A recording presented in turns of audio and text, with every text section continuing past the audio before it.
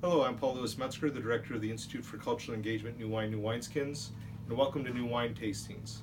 It's my privilege to introduce David Austin, who is a former chair of our Advisory Council for New Wine, New Wineskins, and currently his work is with the United Nations, overseeing the World Food Program.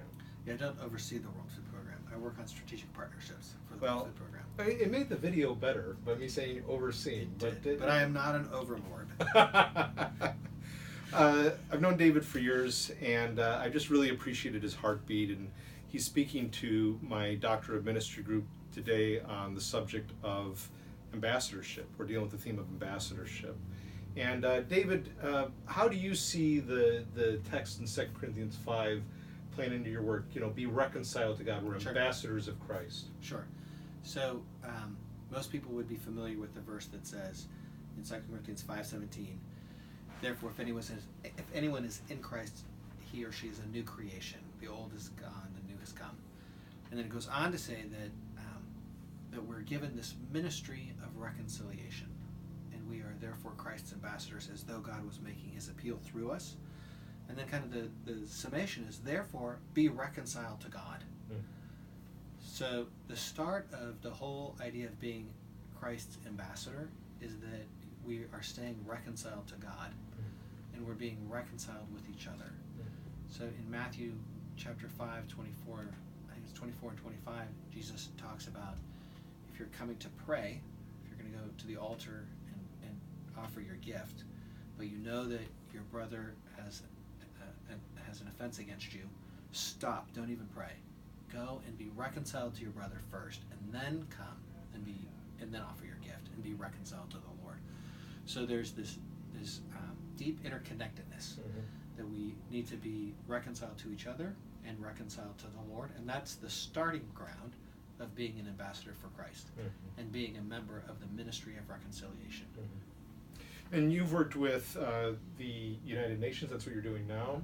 You've worked with the State Department when it comes to the Middle East under the Bush administration, Condoleezza Rice when she was Secretary of State, working with building unity and reconciliation between Jews and Muslims and Christians and clerics, and helping with the peace process there at that time.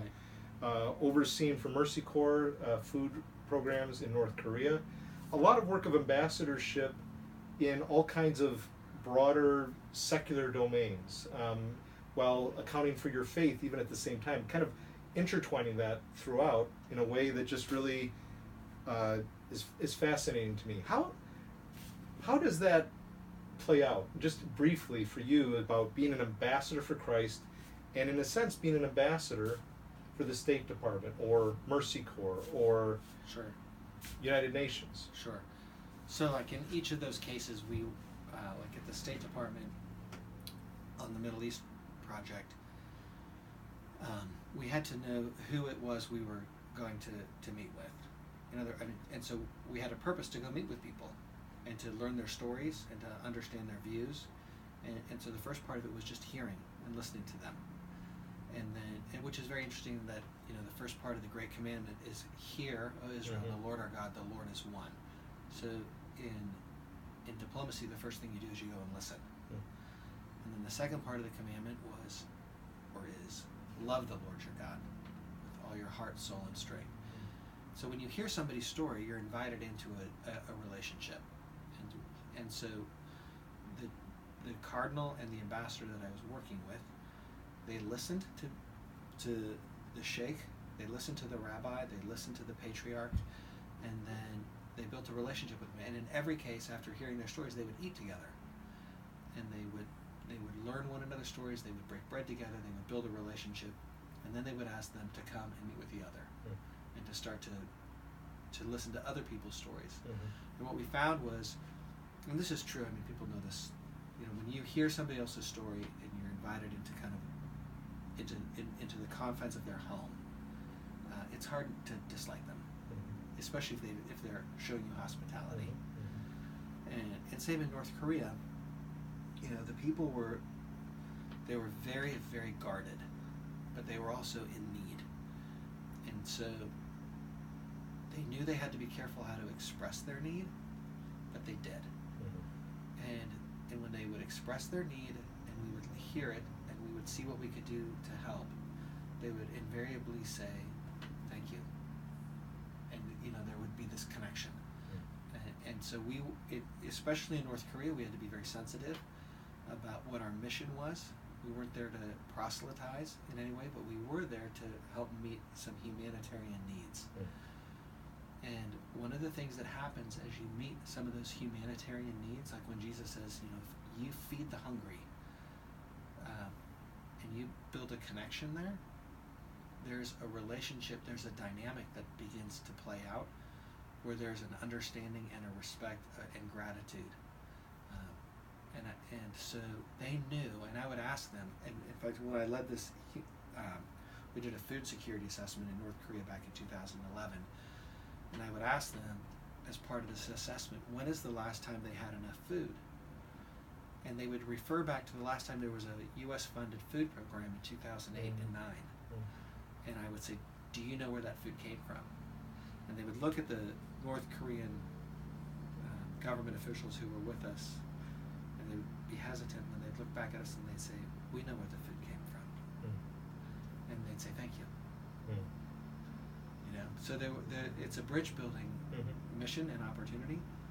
So does that answer your question? It does. And so what I've heard so far, and we're talking about ambassadorship, that's what we're dealing with in this Doctor of Ministry cohort.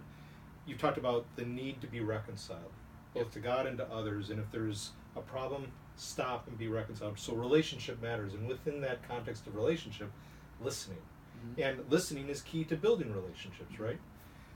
Something you also said to the group today that really stuck with me was being faithful in the little things. And you've met Pope Francis, you've met the President of the United States, you've worked with leaders politically and religiously across the world, major movers and shakers.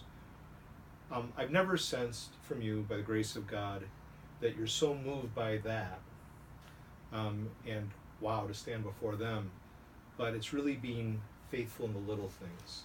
And being faithful to the Lord, to listen to the Lord, as you said today, and respond. I think that's key for ambassadorship, because if we're going to advocate for the Lord, we have to be on guard against our own ambition. And that matter of keeping our hearts pure, as you had shared, even with Frodo with the ring, taking it to Mordor, all these warriors fighting it out across Middle-earth, and will Frodo's heart stay pure? Speak to that, please, and how that relates to ambassadorship. Okay. So, like, when I met Pope Francis or the President of the United States, it was never because of the position I held. I was always going in on somebody else's coattails. Okay. Relationship. Yeah, totally. So it wasn't like, oh, Dave Austin, would you please come and meet the Pope, like that. I was like the bag carrier. Okay. But when I had the chance to speak to any of those folks, then I felt like I could.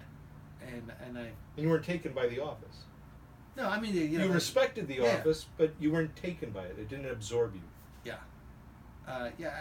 Yeah, and I'd love to tell a longer story about that, but I mean, the reality is, I think, like Pope Francis, when he became a Jesuit, and I've had the good fortune of being able to meet on a semi-regular basis with a Jesuit here in Portland. So, like, my first connection to the Pope was, well, I have this other friend who's a Jesuit. So that's what I told him. I said, friendship, relationship. I know this other Jesuit, and my Jesuit friend here in Portland, like, he didn't join the Jesuits to become the Pope, and I don't think Pope Francis joined the Jesuits to become the Pope. But Francis has found himself in that position, and so when I told him, faithful. Yeah, and he's very faithful. And so when I met the Pope and I told him I know this Jesuit that he gives me advice, Francis said, "Uh-oh, you're in trouble." He said, "What did he tell you?" So I told him I told him what my Jesuit friend had told me, and the thing that after I met Pope Francis, I thought, oh my gosh, I have to go tell Rick, because Rick, my Jesuit friend, I was like, this will mean way more to Rick than it did to me, that I was able to bring Rick into the conversation, and like the time with Francis was really a way to build my relationship with Rick. Yeah, it's amazing. It's beautiful, and I just want to draw attention to something we ended with the last discussion, last hour. Jesus' disciples come back from one of their mission trips, and they're ambassadors for Christ, right? And they're just amazed by what? Well, they're amazed that they can drive out the demons, they got to do all these incredible things, heal people. And Jesus says, that's great, but Right. But what's most important is that, your name is written in the book of life. And for you, by the grace of God, and hopefully for me, that's what should drive us. Totally. Just if you could speak, and I think that's key to ambassadorship. That's just key to being a follower of Jesus. Right. Right. You want to speak to that? You said, we can't control our future. Our names are going to be long gone where people remember us. But right, but if our name is written there in the book of life. In the book of life, right? In Matthew 25, where people say to Jesus at the end, Jesus tells them, people are going to come to me and say, I did all these things in your name, right? Well, they're starting from the wrong place. Yeah. I did all these things in your name, right? Right? He's not impressed. And he says, depart from me, I never knew you. And I think a lot of times, especially the way I grew up in kind of a conservative, traditional evangelical community, it's like, do you know the Lord? Do you know the Lord? What strikes me in Matthew 25 is his point is, do I know you? Mm-hmm. Are you making yourself available to me? Mm-hmm. And so I've had the good fortune to feel like, not just to feel, but to be mentored and to be brought into a space really through a lot of broken experiences where I've needed the Lord. And the Lord has said, I know you, and here's your story, and here's who I am, and here's who I see you to be. This is golden. This is gold. As they would say in Seinfeld, this is gold, Jerry. This is gold. So, but your name's David, and God knows you as David. And so, David, thanks so much. It's been refreshing. We're going to go back to a session here for the Doctor of Ministry and Cross-Cultural Engagement. I'm Paul Louis Metzger, Director of the Institute for Cultural Engagement, New Wine, New Wineskins. And I'm not. He's David Austin, and Jesus knows that. And this is David Austin, and thank you for joining us for New Wine Tastings. Thank you. Thank you, David. Thank you, Paul.